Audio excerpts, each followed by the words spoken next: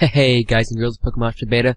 My name is astrosfan96, and I'm bringing you a nice Pokemon Black and White UU battle for you guys. It's against Dward99, who I found on the Smoke on Wi-Fi Battle Finder, which I find to be pretty helpful from time to time. The battlers are usually decent, and you can find the battle pretty quickly most of the time.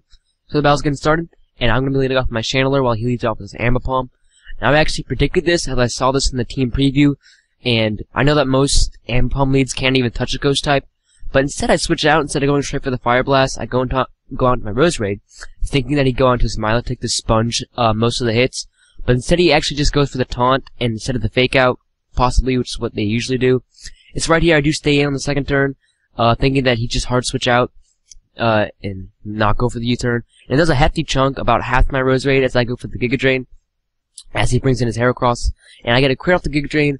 Really don't think it matters, because this Heracross is Choice Scarfed, and it's not even meant to take hits in the first place. And so I decided to switch out right here into my Blastoise, who's my main physical wall of this U team that I made, I think, a few weeks ago. And the Heracross does indeed go for the Mega Horn. Blastoise takes it, pretty well. He takes it with a little bit over half health. And so right here, he switches out right into the Milotic, which is actually what I was thinking he was gonna do. So I went straight for the Scald. If you wanted to stay in anyways, I could maybe get a burn, but the Heracross is most likely Guts, and I didn't want to go for Toxic in case he did go on to Milotic, and I didn't want to give it Marvel Scale. So right here I do switch out because I know I can't even touch the Milotic to begin with. And I go into my Mew thinking that maybe he'll go for the Toxic for himself, and then I can get the Synchronize going. But instead he does go for the Scald, and it does a little bit.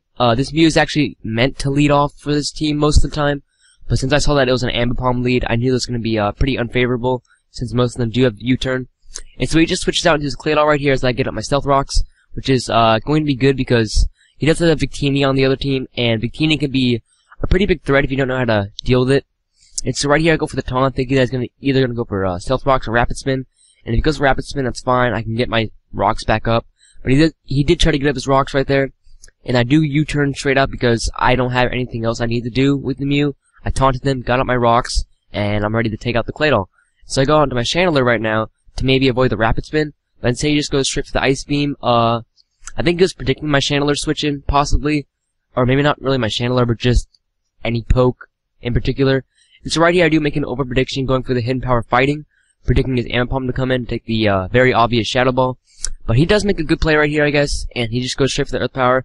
I almost lose my Channeler also, and since my Channeler is Choice Scarfed, I'm gonna have to switch out because I can't even touch the Claydol at all. And so I got on my Mew again since I saw that the Taunt wore off, and I definitely want to get that Taunt going again. And so I did just go straight for the Earth Power, not running the Over Predict in case I did stay in randomly for some odd reason. Mew takes it somewhat well, but this Mew actually does have some a lot of defense EVs and some HP, as you can tell. And I do go for the Taunt again, thinking that maybe he'd get up his Rocks again. But instead he's just going straight for Ice Beams. Not really sure. Maybe he knows that I'm going to stay in, and he wants to try and hit something else on the switch-in. And so right here I do reveal him, and I do have Soft Boiled, and I get right back up to full.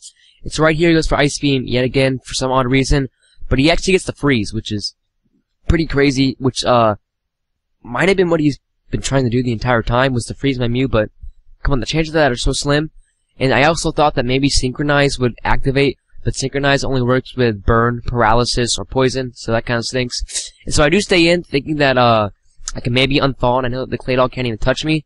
And right here, I'm about to just sack my Mew, because I can't do anything with him since he is frozen. But he switches out, surprisingly, not going for the U-turn, so it makes me think that maybe he's not just a Choice Scarf or a Life Orb, just to keep that in the back of my head. And so right here, I stay in yet again for the third turn. He just goes straight for the Rapid Spin, finally gets rid of my Rocks, which maybe is why he switched out of his Victini, so that he can go into Claydol, Rapid Spin, and then bring it back in. Not quite sure, but right here it brings out his Heracross now. And my Mew is still frozen right here. And, I decided to keep it because I think that maybe I'll be lucky. And so I'm predicting him to go for the Stone Edge to think that my Channeler would come in. But another over prediction cost me another one of my pokes, Cobalion, which is actually my main sweeper of this team. It's basically take out any Choice Scarfers or big walls that wall my Cobalion and then let him sweep. But that kind of defeats the purpose now since he's dead. So I'm not on my Channeler, because I know that he is Choice Scarf, I'm pretty sure right now. So I do go straight for the Shadow Ball, predicting his Claydol and or Milotic to come in. And so I get a crit on this, and I do tag out the Claydol. I'm not sure if it mattered. I'm sure that the Shadow Ball would have done close to half, and then he maybe would have stayed in, and I probably could have killed him anyways. So right here it goes on into his Kingdra, and I'm pretty sure that Kingdra is a sub variant, because I know that a lot of them are, but sub DD, and so that's why I stayed in as well in my Chandler, because I did not want him to get up a free sub and then set up Dragon Dance. And so that's what I'm doing right here. I go for another Shadow Ball, just to break the sub, and if he wants to go for the Waterfall, that'd be totally fine. I'll be able to revenge kill him, because he's at a very low range of health where I know that I can take him out. And so right here, he does get up to +1 in attack and speed.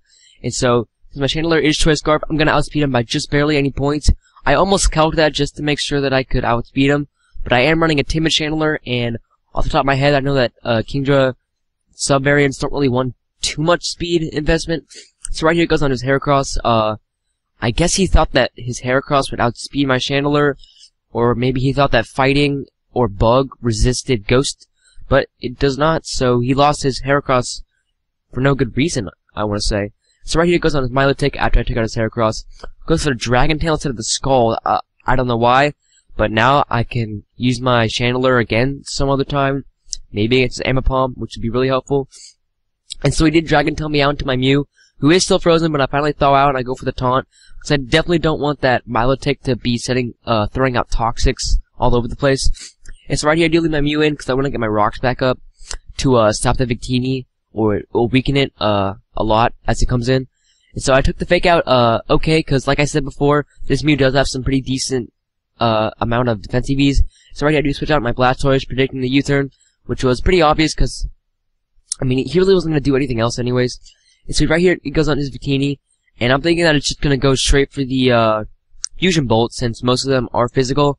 So I leave my Blastoise in as a scout, and he actually has the Grass Knot, surprisingly, and I go straight for the Scald, and I'm thinking this is going to kill, actually, because it's super effective stab, and in torrent range, but he also lives with just a little bit left over. And so right here, I do leave my Blastoise in as Death Fodder, just to see what other moves he has, and so he does reveal to me he has Psychic, so he's a fully special Victini, not quite sure what item, maybe Expert Belted is what I'm thinking. And so right here I go on my Umbreon, since I know that he's special attacker, and my Umbreon is a really good special wall. And so I do just go for the payback in case he wanted to stay in and hit me with something. I know that I'm able to kill him. And he does go on to his Ambipom now, and I decided to protect up just so he doesn't get the fake out in on me. And so right here he does go for the low kick after the protect. And so I think that I can maybe live another low kick, possibly, or a U-turn, but I definitely did not want to risk it, so I just go for the protect right here. So, I can get my health all the way back up to full, basically. Yeah, up to full. So, now I'm just gonna try and stall out the Ambipom with Life Orb Recoil, and hopefully Stealth Rock switch in. And so he does go for the U-turn, since he knows that it's probably gonna be useless. And it actually does close to half, and he goes out into his Milotic again. Not sure why, maybe he wants to Toxic me, since my Umbreon is definitely, he can't take it out at this point in the battle. He doesn't have the, his Heracross, which is probably the only counter to my Umbreon. And so, I do switch out because I don't want to get Toxic, and I don't want him to, get the Marvel Scale either. So I do switch out my Roserade, because I know that Roserade walls Milotic very well. I can hit it pretty hard. So right here, I do just go straight for the Giga Drain after his recover. And, he stays in, I guess, just to see how much, or how well he can take it, actually. It does a little less than half, which is a little disappointing, but this Roserade really doesn't have that much special attack EVs to begin with. It has a little bit, and it's got some bulk. And so right here I do got a Chandler. I decided to like myself on the Energy Ball, which probably wasn't a smart choice. I mean, a Stab Shadow Ball actually might have done more than an Energy Ball. Not quite sure. I probably could have calculated that, but it doesn't really matter in the long run. I just wanted him getting low enough to the point where his recovers and my Energy Balls will be doing this exact same amount. Excuse me about that, guys. I just have a little bit of a stuffy nose. And so he does switch out into his Ambipom as I bring in my Roserade again. His Ambipom was actually the biggest threat to my team, since he could hit my Umbreon pretty hard, and he could hit the Roserade, since this Roserade is more especially defensive. But since it's out of the way, I'm not really worried anymore. I switch out for my Roserade though, because I don't want it to die just yet. Go on to my Victini, since I know, oh wow, not my Victini. Go on to my Umbreon to take the Victini's expected special attack.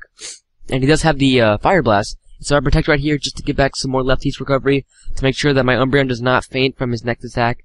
And he just revealed to me that his last attack is actually Focus Blast.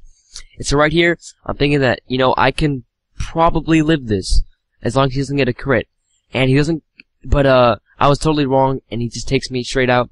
It's not too big of a deal though. I still have my Mew, who as long as my Mew can take a Fire Blast, then I'll be fine. You know, I got this battle in the bag. And so the health's going down and down, and I live with a nice, decent chunk, and so I take it out easily with the U-turn. And so I just go out into my Rose Raid, and my Rose Raid is just gonna clean up shop on the Milotic with 2 Giga Drains, I believe, or just 1 Giga Drain. So that was the battle, guys. I hope everybody enjoyed it. If you like the way that I narrate, and if you like me, please feel free to check out my channel. So hopefully I'll be able to see you guys later.